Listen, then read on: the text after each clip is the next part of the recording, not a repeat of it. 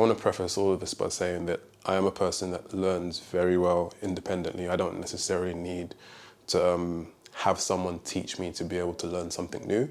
I think I've always been that way, and I think that's what made this process quite easy for me. I understand that not everyone, can learn like that, and so some of the things that I did may not necessarily work as well for you, but I just wanted to say that because, not everyone's the same, and there is no one size fits all approach as far as, learning something new goes. And with this, I really wanted to make this video just to show people that it is possible to do it without spending money, because that's what I did. Now, now I make a decent amount of money, but back then I didn't really have any money to spare, so I couldn't have spent money even if I wanted to. The very first thing I did was CS 106A, Programming Methodology. It's a Stanford course, Stanford University, as well as several other higher education institutions, not just in the US, but across the world. They do this thing where they upload pretty much their entire course online to the internet, and it's publicly available. So anyone with an internet connection can go and watch these courses. Programming Methodology is one of those courses. The code is CS 106A. If you go on Google, just type that in, you can find it. It's on YouTube. I watched the one, because this course, they run it every year, and I don't know if they actually upload the videos every year, but the one that I watched was from years ago. It was like a super old video at this point. I think it's like 2006, and the instructor's called Mehran.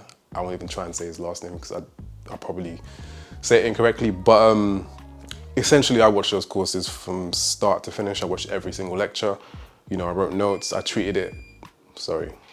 watched, the entire course. I watched every single lecture from start to finish. I treated it as if, I was at university, and I treated it as if I was taking those actual courses. And so I think for that course, I actually did do the coursework. Obviously, I couldn't get it graded, but I do think I took something away from that process of actually going through, and thinking about how to construct a program and thinking about, how to write code. I did that, and I pretty much didn't have any problems or issues, with that course. I didn't feel like it was beyond my level of understanding. It is for beginners, and I do think it is specifically for people that don't really have a background in programming. So that's the very first thing I did.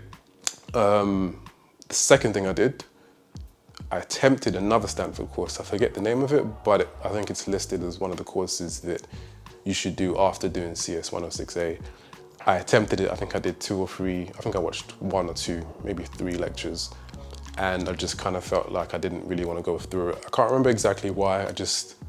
In my head, it kind of felt like it was taking me in a direction that I didn't want to go, because my thing was, I knew that I wanted to be an iOS developer, and I knew I wanted to make apps for iPhones, and I think the course that I looked at was in C or something like that, right? So I just kind of didn't do that. So I did maybe 2 or 3 lectures, and then I quit that and went straight onto CS 193P, which is another Stanford course, which is specifically, for people who want to learn how to code for iOS devices.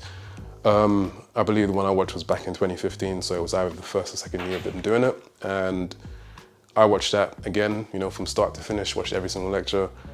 I would definitely say that it was way more of a challenge than CS 106A was, because this CS 193P course, I think it's aimed at people who already have some level of background in programming. And at this point, despite the fact I'd just done, a foundation course, I wasn't really a good programmer at this point. But I did go through the lectures. Whenever I hit a point where I felt like I didn't really understand what was going on, I would just pause it, hit Google, hit up Stack Overflow, and just try and figure out, or try and, get some supplementary education on the thing that I, didn't really understand or felt that I needed more information on.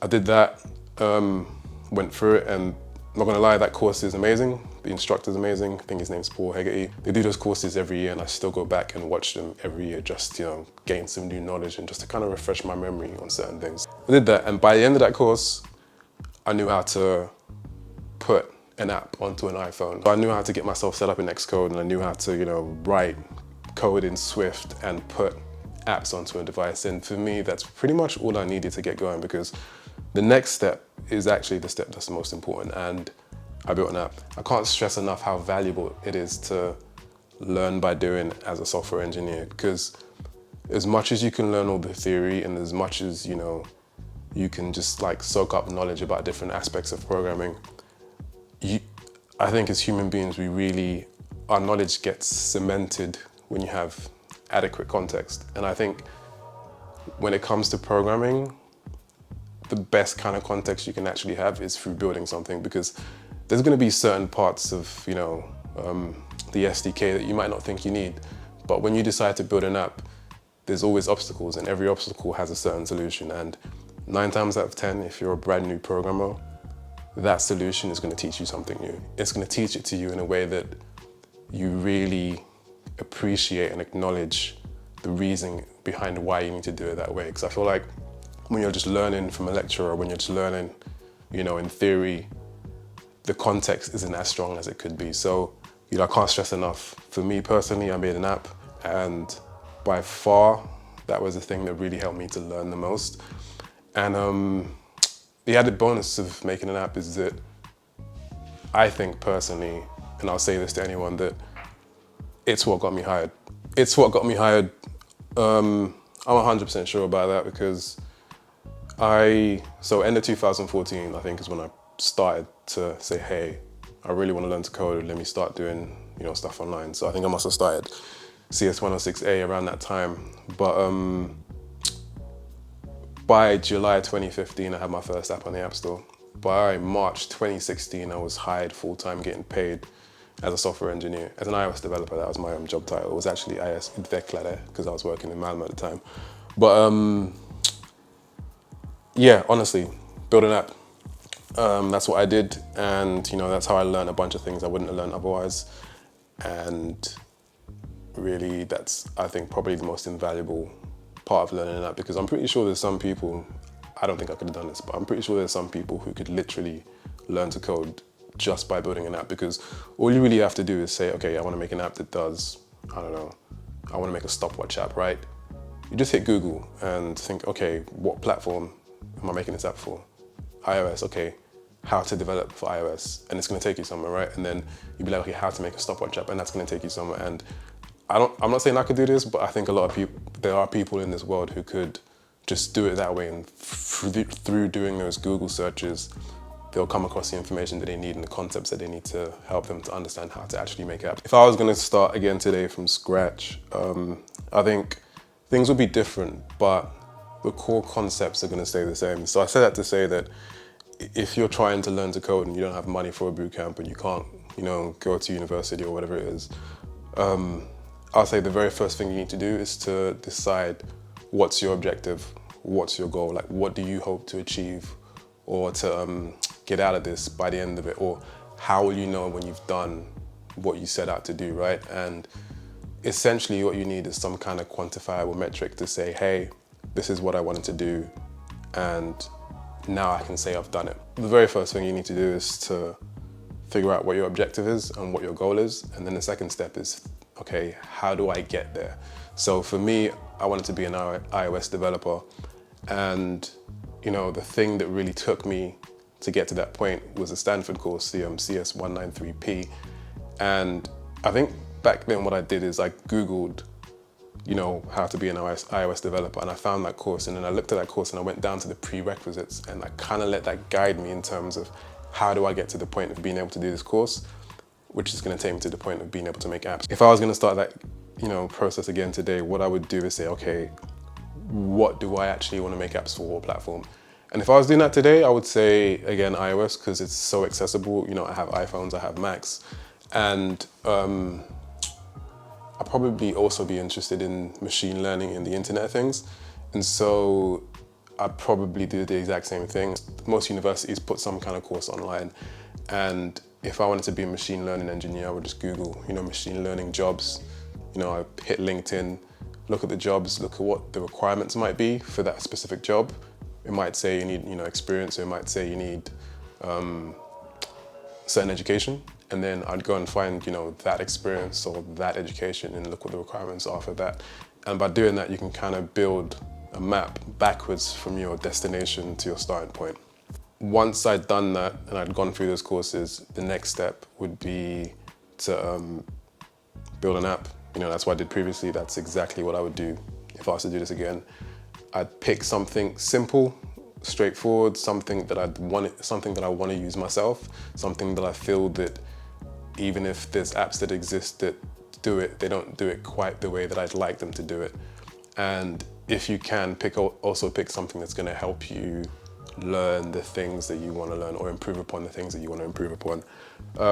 People say it's hard to come up with ideas of apps. I never had that problem, because for me it's more about just whenever you encounter problems or obstacles in everyday life, ask yourself this question: is there a way that technology could make this easier? Is there a way that technology could, you know, smooth out some of these issues that I'm having? And if there is, then, you know, what's the technology that can do that? What's the app that can do that? And there you go, you have an idea for an app. If you really can't come up with an idea for an app, again, I said I don't really have this problem, but if I was in that situation, what I would do is I would find myself an open source project I either contribute to, or to at least just kind of go through the code and help myself, you know, learn about how code bases are structured in the real world, and how, you know, apps, or, you know, just learn about different architectures and, you know, paradigms about how apps are made. So I do that. If you go on GitHub, or even if you just go on Google, just type in open source, and then you put either the programming language or the platform that you want to code for. Search on GitHub, search on Google, you're going to find a bunch of things. There's tons for iOS. Any other platform you're thinking of, I'm sure there's tons of examples as well. We live in a great age. I'm old enough to remember, you know, before Wikipedia, where you couldn't just find information online, you know, before YouTube, where you couldn't just watch tutorials and stuff. So we live, you know, we're very privileged to live in the time that we live in. You know, the fact that I can sit here and even talk about being able to learn to code for free, that's an amazing thing. All the resources that you need are online, all of them. Even if you were to go to university, most of your time, or a significant portion of your time, is going to be spent doing things online anyway, and it's the same information that you'll be accessing then as you'll be accessing for free. So that's definitely the way I would do it if I was to do it again. Meron, the guy that did the CS 106A course, the videos that I watched, great lecturer, man. Like, if there's anyone that I'd like to meet in real life that I haven't met, he's one of those people, be him. But I'll say this, so if you end up watching those lectures, just be aware that object-oriented programming isn't, you know, the thing that it once was. And you probably, you know, if you're gonna have a long career, and my take, or where I think technology is headed, you're gonna wanna learn some, you know, Swift UI, or something declarative, you know, something reactive. So that's the only thing I'll say additionally. But yeah, aside from that, that's how I did it, and that's how I do it again. I guess from the nature of this video, people are gonna have questions, and, you know, that's what the comment box right here is for. So any questions you have, just add them in the comment box, and I'll try and respond as and when I can. Or if, you know, you watch this video and you see a question in the comments that you can answer yourself, go ahead and answer that, because if I'm being entirely honest, I did this 6-7 years ago, right? And so things have changed, and so I'm not as sharp on what the new resources are, or how good the new resources are. So I'm sure some other people, you know, can add and contribute knowledge in that sense. Yeah, that's all for this video, but thank you for watching, and I'm gonna try and make more videos. Like, really, when it comes to YouTube, I work full-time. You know, I like making videos and I like interacting with people, but I just don't have the time, you know, to do it as much as I would like, especially since I did get this little, I don't know if I can, I'm not gonna move the camera because it's set up nicely, but especially since I got Echo, speak. Echo, speak. Yeah, she's not gonna talk, but since I got my dog, I just don't have that much time to make videos, but definitely like the video, because that helps me to understand, you know, if you actually liked it, if you didn't like it, and subscribe for more content, because, you know, I'm getting there. You know, my last video was, what, 3 weeks ago, but before that was like 2-3 months, so I think I'm getting there as far as frequency goes. I'm making videos more frequently, and that is how I hope to continue. But anyway, I'm rambling. Thank you for watching this video, and I'll see you guys next time.